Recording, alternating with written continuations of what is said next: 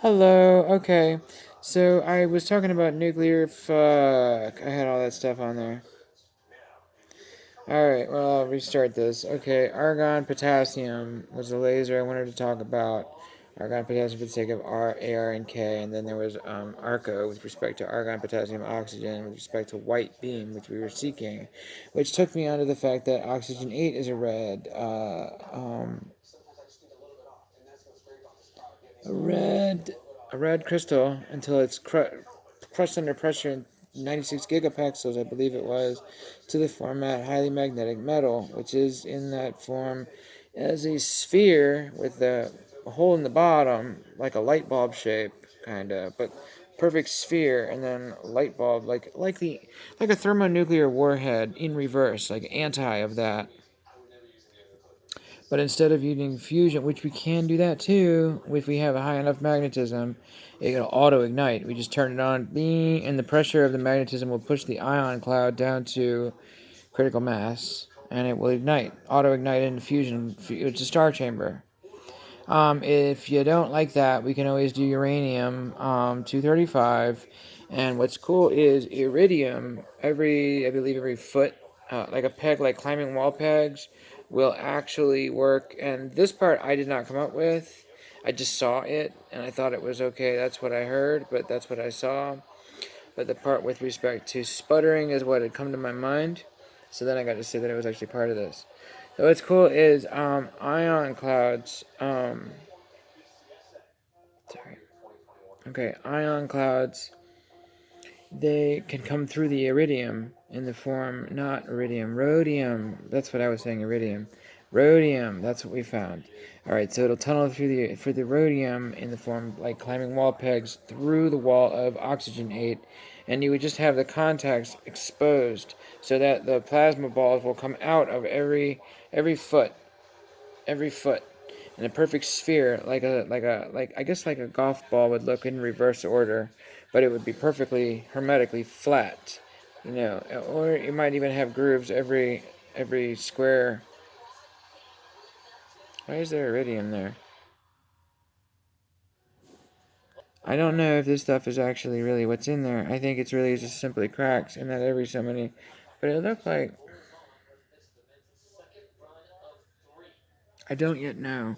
All right. Well, the reason for the rhodium or the reason for the iridium, as the case may be, is that with ball lightning, it can travel through things as I guess through the rhodium. So then you would be able to take the electric sputter of uranium 235 or plutonium 241 and run it through a channel running magnetism to pull it along so it gets to the star chamber or anti-star chamber in the case of fission and push it through by way of like ball lightning. A plasma cloud would go through those metals that are selected in the format known, higher selectivity for quantum tunneling or alpha tunneling, some kind of tunneling, and probably quantum. And then plasma ball would form in the middle by way of magnetism, and then the magnetism would push it to critical mass. If you don't like that, well, maybe it doesn't have enough magnetism to push it early on because we don't have a big enough ship. We can't start it by key or push to start, whatever. We would have to do probably an ignite at the bottom and then carry the flame up into the thing, a nuclear flame, like in a. I don't know how the hell we would do that. But so it pretty much witnesses itself as actual truth. Fusion or fission. Mg2ND36 is a really good fuel. Magnesium hexamine in the form deuteride. Deuterium. Deuteride is fine too, but there's not as much per. You get more pack per punch with magnesium hexamine, and the ammonia has deuterium in it instead of regular, manerium. But apparently down the road we'd even be able to do it with that with respect to hydrogen true, given under the high enough major magnetism perhaps it might be able to do. We're talking a monster ship though, like Texas taking off. So, yeah, that would probably do it too. So maybe not quite that big. I don't know, but you get what I'm saying.